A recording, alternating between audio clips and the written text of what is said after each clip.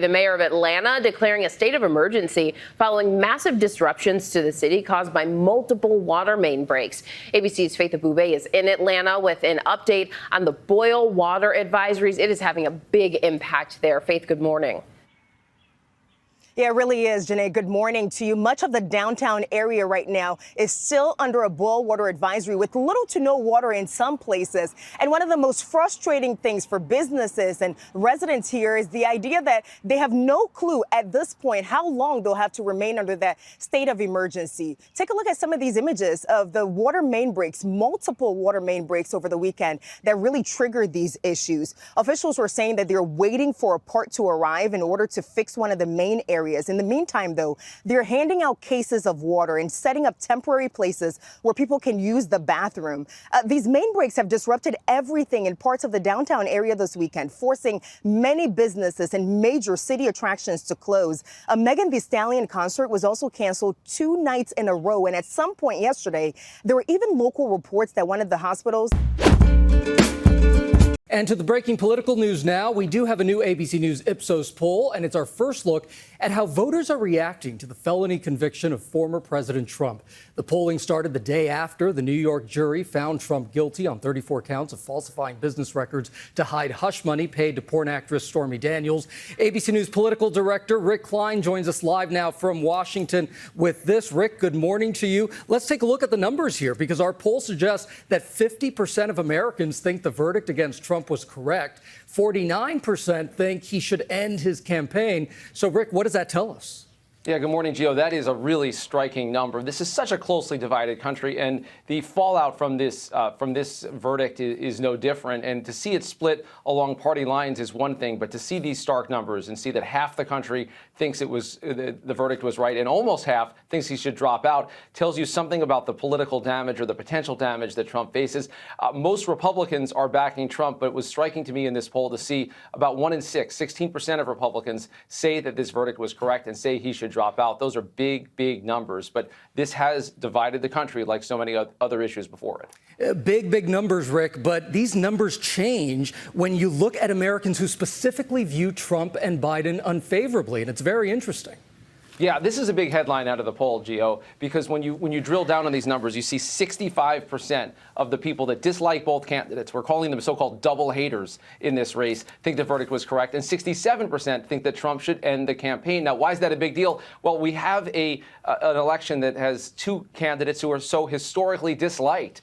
This group of voters might actually decide this election. By some measures, they might be as much as 20% of the country. And for them to come out this strongly and feel like the verdict was correct and that Trump deserves some kind of a punishment and that Trump should actually drop out of the race, that tells you something about the mindset of voters like this. Now, some of them may not vote at all. Some of them may decide to go for a third-party candidate. Some might come back into the Trump fold when they're faced with the choice of Trump versus Biden. But that's a pretty big split. And to see 2/3 of voters that dislike them both agree on that is, to me, really something. So, Rick, at the end of the day, did the trial hurt Trump and help Biden in any substantial way?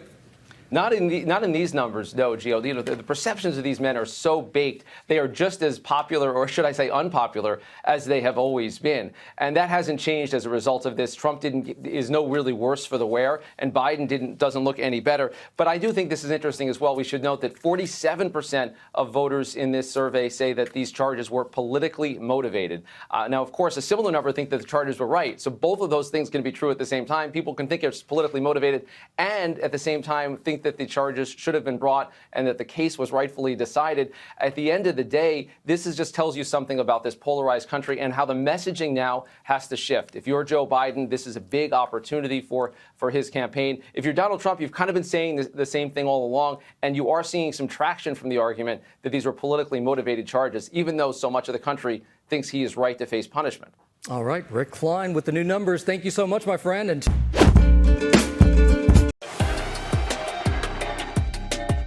India, it's massive.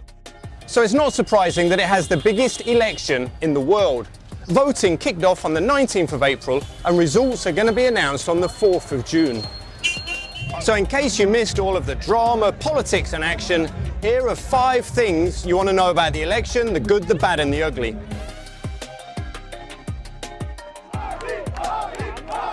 So I've been coming to India for over 20 years, and I covered the 2014 election. That was when this man got elected. He's been the Prime Minister ever since. Narendra Damodar Das Modi. His supporters say he's brought positive changes to the country. But on this campaign trail, people have accused him of using Islamophobic language. He denies it. और पहले जब उनकी सरकार थी उन्होंने कहा था कि देश की संपत्ति पर पहला अधिकार मुसलमानों का है. So in a country of over 1 billion people, you would expect some big numbers. But the statistics around this election are actually quite staggering. Of course, why not? So there are 969 million eligible voters, of which 18 million are first-time voters. And get this, there's 15 million security staff and polling officials. So with all those people out and about, you'd hope for nice weather. Well, it's actually been incredibly hot. Today alone is nearly 40 degrees Celsius, and the team and I are really struggling. But for some voters and politicians outside for hours on end, it proved too much. Experts say excessive heat has affected voter turnout in certain areas. India is an incredibly modern country, so it was no surprise that we saw artificial intelligence, including deep fakes, play a huge role in this election. Amongst other things, we saw dead politicians campaigning. What raised many eyebrows was when Delhi's chief minister was arrested on corruption charges soon after election dates were announced. He's actually the leader of an opposition party and has blamed Prime Minister Modi for being behind his arrest. But India's top court did give him bail for 2 weeks so that he could keep campaigning. All eyes will now be on the upcoming results, because the outcome doesn't just matter here. Its impact is worldwide. After all, India is the world's most populous country and the 5th largest economy. Whatever happens, these elections have been incredible to experience. I need a cup of tea to relax.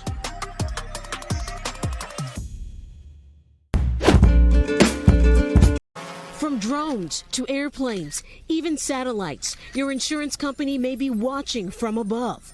Did this cause some sleepless nights? In San Francisco, instead of going house by house, Jeremy Solterbeck was stunned after he received a notice that Safeco Insurance, his carrier for more than a decade, wasn't renewing his policy. I couldn't believe this is how they decided, based on a tiny drone image, that we weren't worth insuring anymore. When he pushed for why, they sent him this grainy image. They're trying to show that the presence of dirt indicates that water has pooled and dried out. And he's not alone. Consumer advocates say across the country, insurance companies are dropping some customers based primarily on aerial photographs. In Virginia, Elizabeth Davis was sent this photo that her insurance company said showed discoloration and streaking on her roof.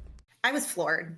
I had a bit of a panic attack. Her options: repair the damage or replace the entire roof. She found another carrier. Sometimes there needs to be facts checked in order to make sure that that underwriting is correct. Sean Kevlin with the Insurance Information Institute says insurers are also searching for issues like undeclared trampolines, excessive yard debris, and overhanging trees, which can increase risk of a loss. Certainly, insurers are using technology and innovation to make sure that they have all the variables possible to best underwrite.